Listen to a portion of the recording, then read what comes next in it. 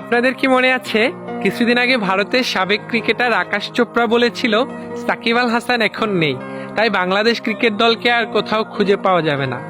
বর্তমান বাংলাদেশ ক্রিকেট দলের অবস্থা দেখে আমার অনেকটা আকাশ চোপড়ার কথা মনে পড়তেছে।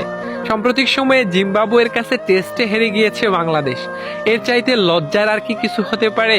একজন সাকিব আল হাসান যে বাংলাদেশ দলে কি ছিল সেটা কিছুটা হলেও উপলব্ধি করতে পারতেছে বাংলাদেশের ক্রিকেট প্রেমীরা। যখনই প্রতিপক্ষ বড় রানের পার্টনারশিপ করত তখনই বল হাতে ব্রেক থ্রু এনে দিত সাকিব আল হাসান। দলের প্রয়োজনে করতেন বিধ্বংসী ব্যাটিং।